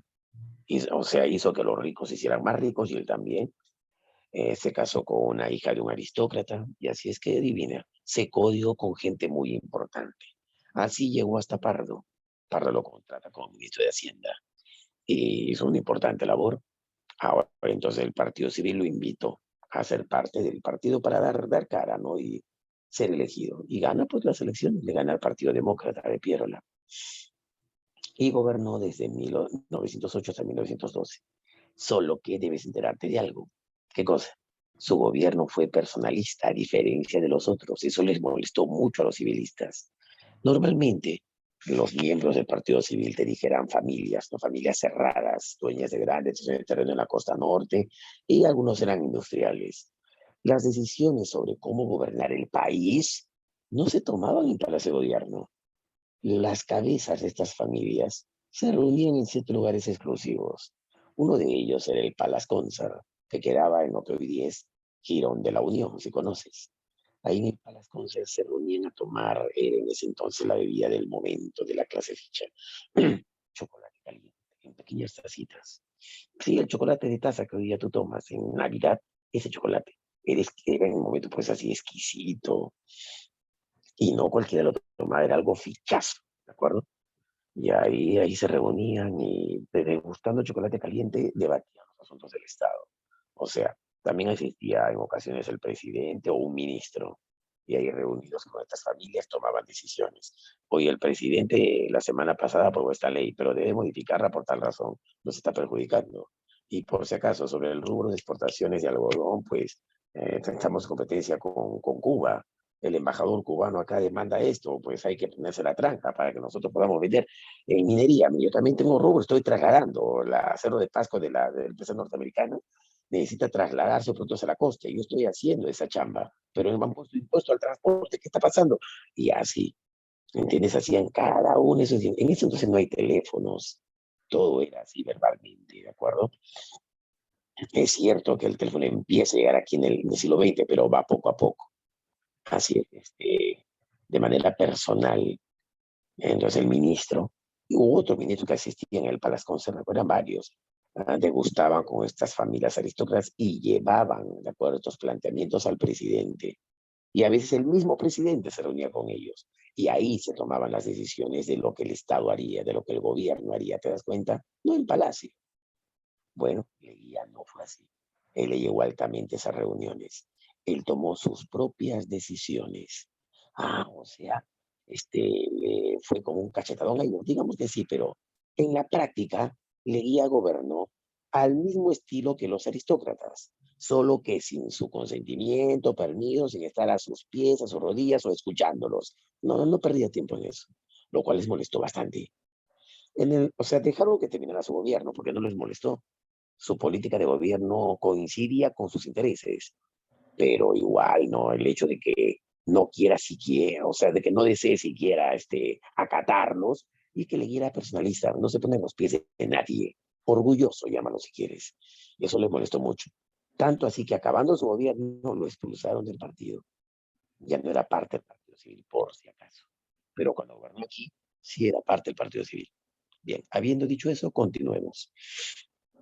Profe, se da la conspiración pirolista. Te dije que había otros partidos, el Partido Unión Nacional de González Prada, el Partido Liberal, el partido ¿cómo se llama el otro partido constitucional de Cáceres, que estaba viejito, y el Partido Civil. Bueno, los pirolistas, de acuerdo al Partido Demócrata, hay una conspiración para sacarlo del poder, para hacerle firmar su renuncia, pero una conspiración que fracasa. Fue un intento de golpe de Estado. Bien, la gendarmería logró calmar la situación y apresar a los conspiradores. Por si acaso el califa, o sea, Pierola, así le decían, negó tener participación. Los conspiradores fueron su tío, ¿de acuerdo? Y su hermano, el hermano de Pierola y el hermano de su padre, no, o sea, su tío. Los apresaron, pero Pierola siempre negó tener participación. Obligaron a Pierola a renunciar, ¿sabías? Lo sacaron de Palacio, lo llevaron a la Plaza del Congreso, lo amenazaron con revólver y él dijo, no firmo. Después del tiroteo, el cual logró rescatarlo, salió en todas las noticias ese incidente. Muy bien, a ese día que fue un 29 de mayo de 1909, lo llamaron el Día del Carácter. Se estableció en el calendario, pero luego se ha eliminado ya por Sánchez Cerro. Primer paro general en Lima. Ya, una cosa son las huelgas, pero que paralicen labores en la capital, eso era grave. ¿Quiénes lo convocaron, profe? Los textileros de Vitarte. Ellos convocaron un paro de labores en la capital. ¿Qué te parece? Es un poco, ya puso en jaque al gobierno.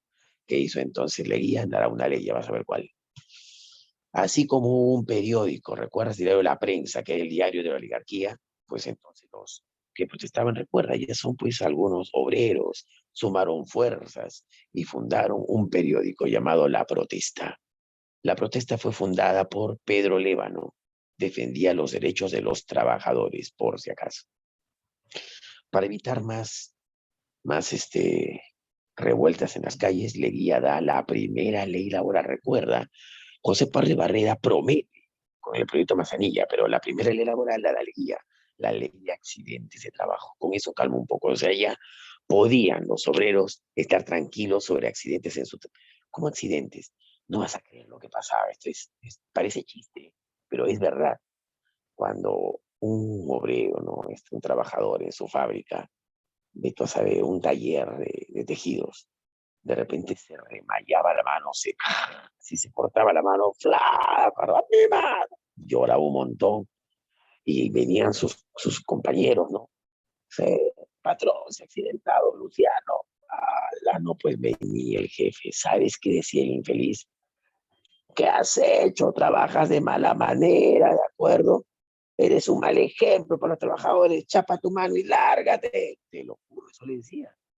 No había un derecho para el trabajador por un accidente dentro del trabajo. No existía. Era irresponsabilidad del trabajador el accidentarse dentro con las máquinas. Qué fea vaina, ¿no? Bueno, eso se acabó con la ley de accidente de trabajo que promulgó Leguía. Pero igual, qué feo. Fue el único presidente en toda la historia republicana que tuvo problemas limítrofes con los 5 países que limitábamos. Mira ese mapa, ¿ves? ¿Ves el territorio que ves de marrón? Es el territorio que Ecuador le había vendido a Inglaterra. Es el que ellos reclamaban, de acuerdo como suyo.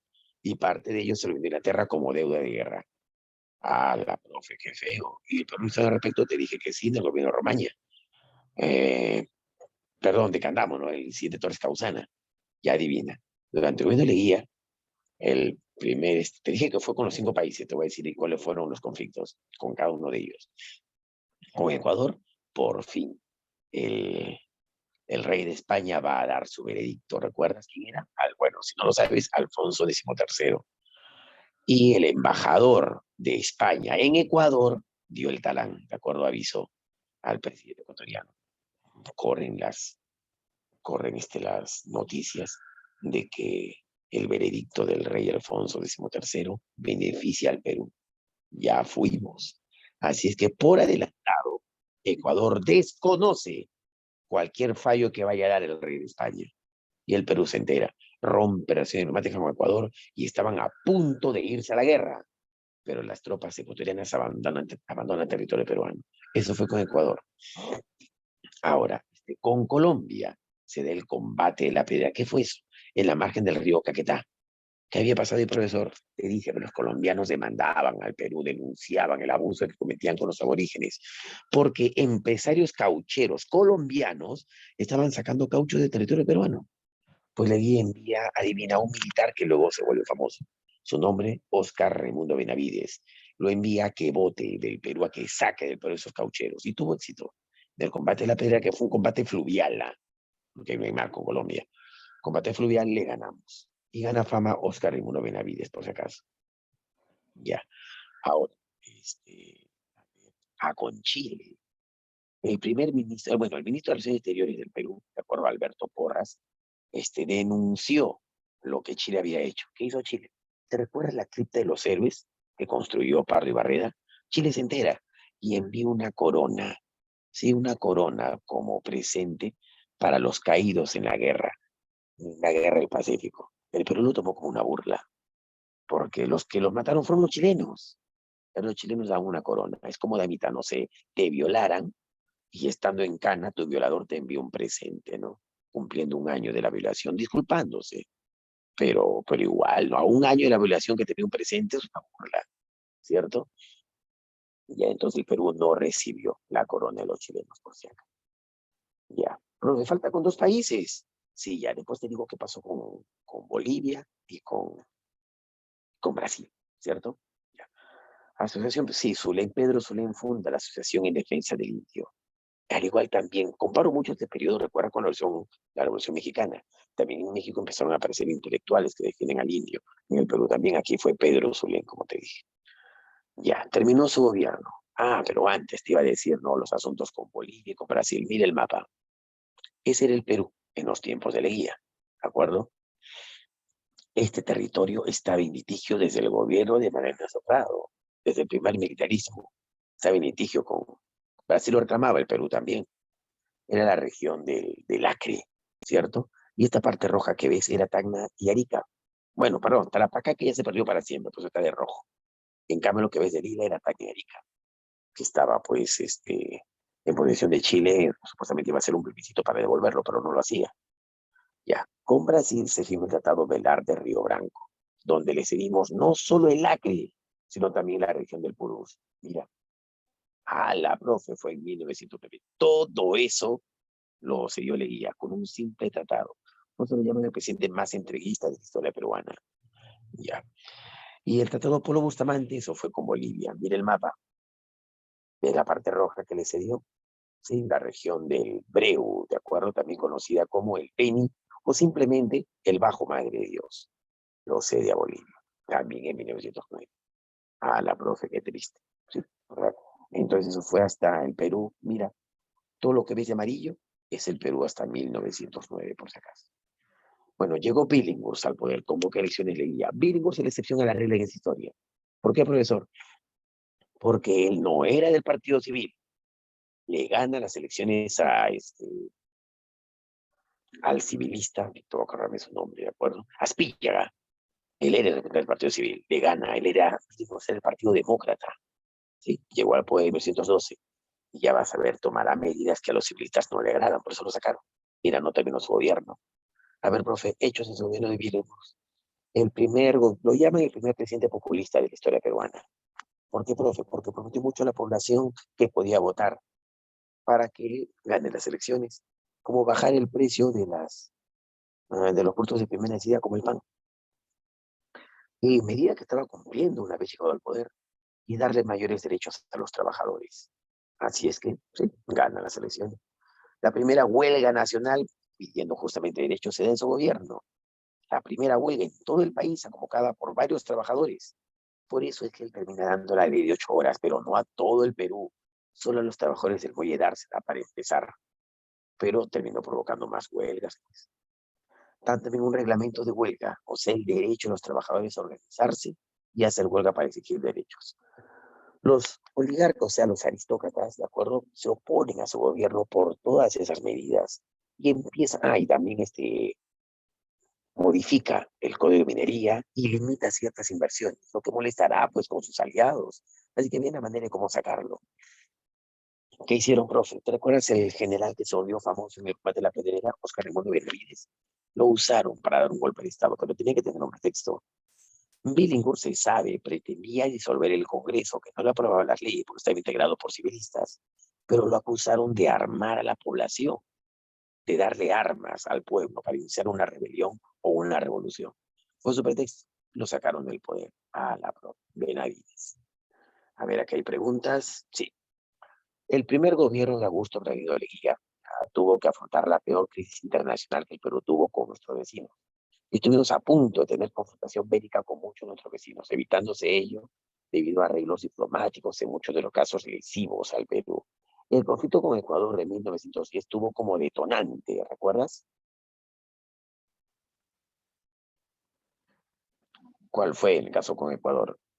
La entrega de tierras peruanas a Inglaterra. La entrega de tierras peruanas a Inglaterra, claro, muy bien, pero eso fue, ya sabes, pero eso fue con, ¿cómo se llama? Con Candamo. Más bien algo pasó aquí, algo que se tenía. ¿Te acuerdas? Apoyo El arbitral del apoyo, El fallo arbitral del rey de España que beneficiaba al Perú y que Ecuador pues desconoció. Ya. El régimen reformista de Guillermo Billinghurst fue derrocado por el coronel Oscar Raimundo Benavides debido a su política populista, que ponía en riesgo los intereses de ¿quién? ¿Quiénes lo sacaron? Oligarquía civilista. Cole, muy bien, Chancona, muy bien. Una de las más importantes medidas aplicadas por Billinghurst a favor del proletariado sindicalizado fue otorgarle las 8 horas ¿a quiénes les entregó las 8 horas? los trabajadores de la empresa de Moya. Dársela en el Callao, ¿sí o no? Claro. A ver, el reglamento de huelga del 24 de enero de 1913 fue firmado por quién dio el reglamento o el derecho de huelga. ¿Quién? ¿Quién dio el Guillermo derecho? Billinghurst. Guillermo, preguntas a Marco 2004, mira. Facilito, ¿no? Famoso dirigente sindical durante el periodo denominado la República Aristocrática. Dirigente sindical, ¿recuerdas? ¿No sabes? El fundador del Delfín diario, Lévano. claro, el fundador del diario La Protesta, ¿sí o no? Claro.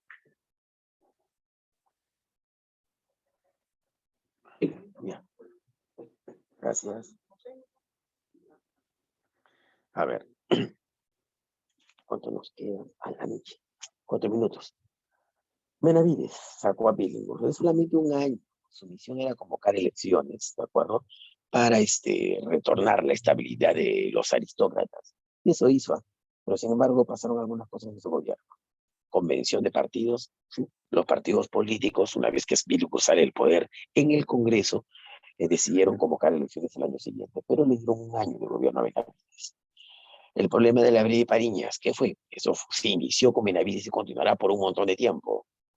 Resulta que una empresa inglesa, de acuerdo a la London Pacific, de acuerdo, no me acuerdo, que Inglaterra dominaba la economía peruana, al menos las inversiones, la London Pacific sacaba petróleo de la costa norte, de los Tablazos y el Zócalo continental de Piura y parte de Lambayeque, la región de La Brea, Pariñas, Máncora, Restín y otras zonas más. Solo que decía explotar 3 zonas petroleras, 3 pozos, cuando explotaba más de 20. Así que le debía al Estado un montón de impuesto y el Estado demanda. La London Pacific siempre se hizo la loca y adivina, llegará el gobierno de Leguía Onceño y se evitará de la deuda vendiendo su empresa. Ya no sabe lo que pasó. La corrupción del Canal de Panamá no fue aquí en el Perú, obvio, no fue allá en el Panamá, que era antes una provincia colombiana y lo hace Estados Unidos. Pero ¿qué tiene que ver con nosotros? El comercio peruano mejoró debido a que al construir el Canal de Panamá pudimos exportar a países del Atlántico. Piña el hombre se inició la Primera Guerra Mundial, que toda guerra cuando inicia siempre genera un contexto, ¿no?, de temor. ¿Qué pasará con las exportaciones, con los productos, las inversiones? Y así es que la moneda se devalúa, hay una suerte de inflación breve, pero igual, o sea, es el miedo, el malestar económico que se contagia. Y como se inició en su gobierno, pues Piña, ¿no?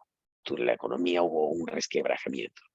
Y digo bien Piña porque la Segunda Guerra Mundial, que vendrá después, también se iniciará con él en su segundo gobierno, ¿no? La profe, qué feo. Para evitar esa crisis creó el billete fiscal, o sea, la emisión de cheques circulantes. ¡Qué fracaso! Pardo y Barrera, las elecciones que él convocó al año siguiente, las gana otra vez Pardo, desde 1915 a 1919. A ver, profe, ¿qué pasó? Te dije que hubo una rebelión en provincia. ¿Ves el patito encerrado con un círculo? Era un ex militar, su nombre, Teodomiro Gutiérrez Cueva. Hizo una rebelión en Puno. La gente que lo apoyó, por los indígenas lo llamaban mano de piedra, o sea, Rumimaki. Sin embargo, fue acallado por los ramonales. Lo acusaron de que su propia gente lo mata, en realidad fueron unos matones. Y los periódicos de la época así lo difundieron. Quedó como un delincuente. A la profe. Crisis limeña por la peste decía en Lima. Un barco extranjero que trajo productos, también trajo pues la pulga, la picadura de la pulga. Y aquí brevemente se dio una peste en la capital. Hubieron 17 muertos, si no me equivoco. No parece mucho, pero claro que causó alarma entre la población. ¿Cuál fue la solución de él? Mejorar el sistema de infraestructura de agua y desagüe de la capital. La segunda huelga nacional, esta vez paralizó también al país.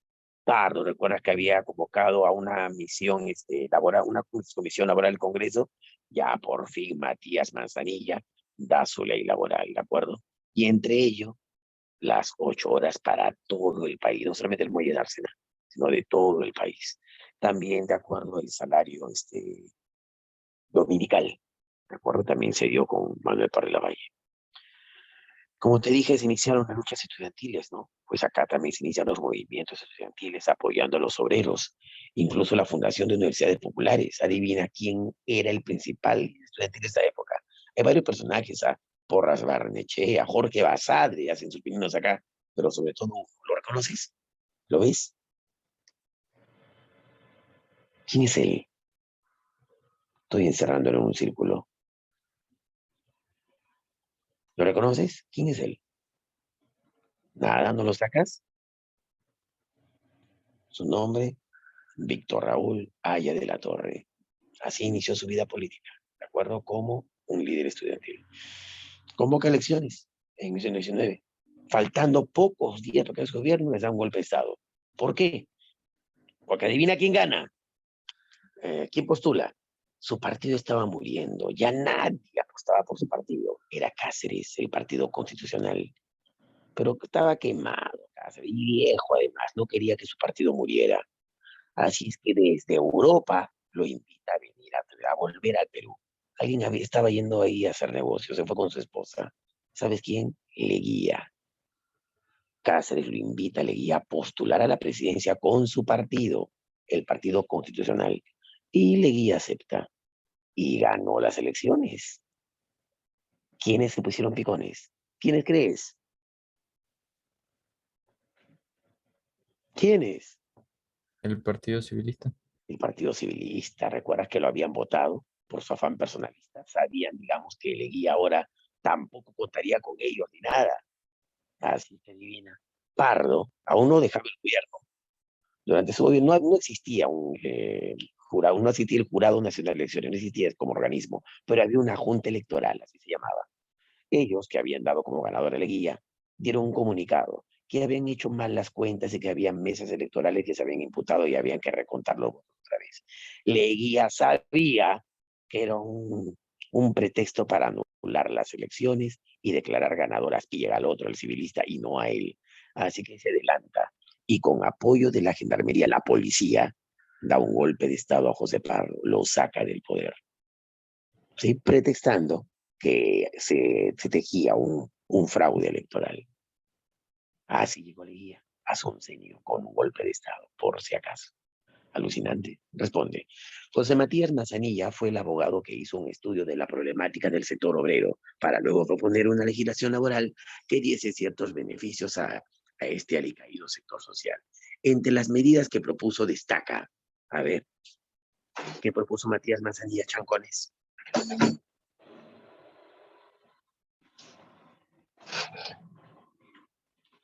¡Vamos! Lo principal, pues, Establecer las 8 horas de trabajo. obvio para todo el país, ¿sí o no? El movimiento estudiantil universitario surgió a fines de la República Aristocrática en protesta al status quo imperante, ¿no? Y bajo el influjo de la reforma universitaria de Córdoba, tuvo como su más conspicuo dirigente y líder A, ¿quién fue el mayor dirigente estudiantil de esta época? Víctor Raúl Haya de la Torre. Claro, te lo dije, ¿sí o no? Muy bien. La grave crisis social y económica de la República Aristocrática en 1919 fue aprovechada y capitalizada por Augusto Belaúnde Leguía para tomar por asalto el poder, derrocando por golpe de Estado. A ver, ¿a quién sacó con un golpe de Estado? El El segundo segundo gobierno gobierno de de José Pardo y Barrera. Tranquilos, ¿ves cuando se está atento? Acontecimiento histórico de carácter internacional que repercutió negativamente en el Perú, provocando la crisis de la República Aristocrática. Ocurrió con Pardo. primera. La Primera Guerrita Mundial, pues, perdón, ocurrió con Benavides, ¿no? Claro, muy bien. La jornada de 8 horas en el Perú se implantó definitivamente durante el gobierno de, o sea, para todo el país, definitivamente. José ¿De quién? Pardo. José Pardo, ¿sí o no? Claro. Relación a obra presidente. A ver, el inicio de la Primera Guerrita Mundial, ¿con quién fue? Oscar Con Benavides. Benavides. Benavides, que sería 1,5, ¿no? Ya. Conflicto de la Pedrera, ¿recuerdas? Fue con Colombia. Augusto B. Leguía. Con Leguía. Claro, muy bien. El proyecto Manzanilla. De Pardo. Pero fue primer gobierno de Pardo, en el proyecto Manzanilla. Claro, aquí va 1. ¿De clave? 5, 2, 1 de clave, todavía no. No. Ahí está, no, para no demorar porque ya está arriba. Es Anita la respuesta. Todo está claro, clarinete. Listo, acabamos la República Aristocrática. Presidentes, López de Romaña, Manuel Candamo, todavía será Calderón, José Pardo y Barreda, Leguía, Billinghurst, ¿de acuerdo? Benavides, y otra vez Pardo y Barreda, ¿sí o no? Ya. Y el oncenio que ya sabes, se vuelve Leguía, por eso será la clase que viene.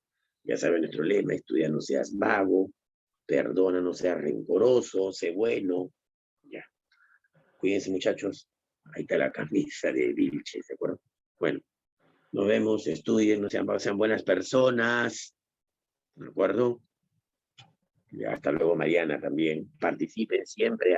¿Se entendió la clase? Sí, ok. Y repasen, marquen preguntas para que refuercen. Chau, jovencitos. Adiós. Sean buenos, recen, ¿de acuerdo? Oren, reconcíliense con Dios, Satanáses. Cuídense, muchachos. Chao.